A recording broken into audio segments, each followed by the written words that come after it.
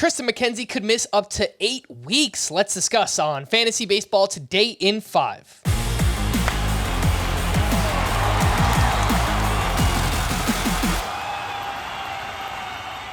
Welcome into FBT in 5. Today is Tuesday, March 28th. I am Frank Stanfield, joined by Scott White. And let's talk about the injury. Triston McKenzie revealed a strained muscle in his right shoulder and will be shut down from throwing for 2 weeks. He could be sidelined for up to 8 weeks. Scott, I know this is still kind of fresh in our minds.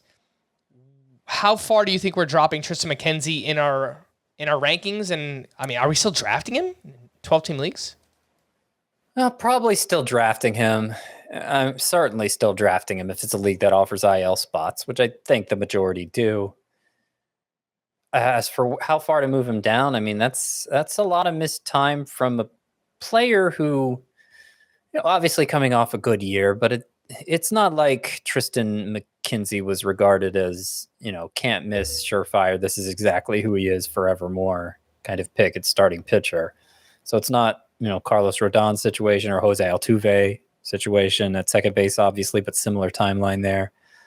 So I'm moving Triston McKenzie down pretty far. I think you have to move him down behind Tony Gonsolin, who was just as impressive as McKenzie last year, maybe just as many concerns about his ability to follow it up, but his timeline's half as long. Like, he should be back a month before McKenzie, it sounds like.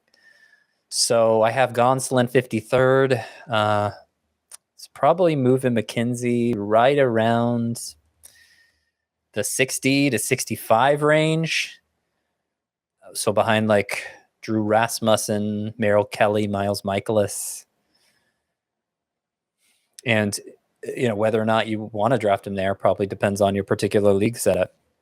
Yeah, have to make sure you have a few IL spots if you're going to invest in Triston McKenzie. Let's talk about Grayson Rodriguez, who did not make the Orioles opening day rotation. Scott, is he still worth drafting and stashing following a pretty rough spring for Grayson Rodriguez?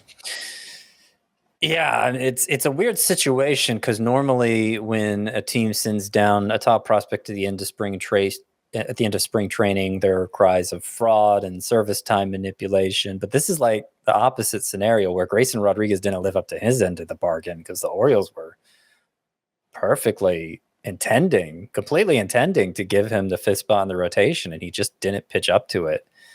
So there's no reason to force an issue with a player whose future so much hangs in the balance, and you can understand them sending him down. I think he'll get right in short order. I still think he's the best pitching prospect in baseball, and the Orioles are anxious to have him on the team. So it seems pretty likely he's up before the end of April.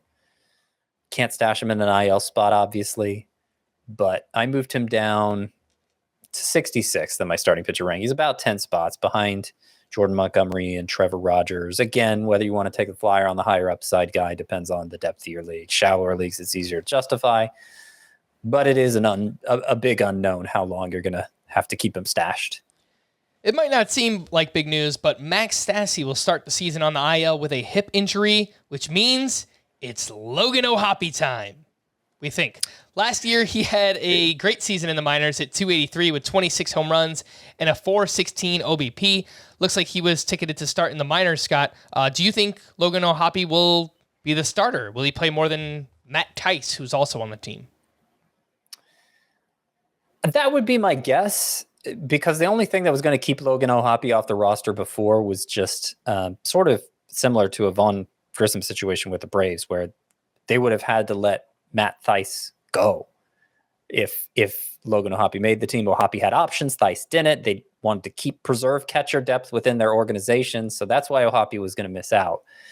If he's on the roster anyway, my expectation is they'll probably play him and figure out what to do after Max Stassi returns regarding Tice and O'Hoppe himself. If O'Hoppe doesn't perform, obviously they can just send him down, but I think he's back to being draftable in 2 catcher leagues again.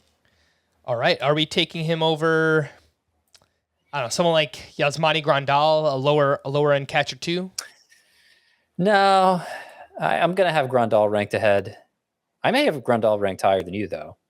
I'm 14th at catcher, so I'll have O'Hoppe more like 17th at the position. Yeah, I have O'Hoppe at 18 right now, but I'll probably move him up ahead of Travis d'Arnaud. I know you still kind of like d'Arnaud, but yeah, probably in that range. A solid second catcher if you play in 2-catcher leagues. For more extensive fantasy baseball coverage, listen to the Fantasy Baseball Today podcast on Spotify, Apple Podcasts, the Audacy app, or anywhere else podcasts are found. Thanks for listening to Fantasy Baseball Today in 5, and we'll be back again tomorrow.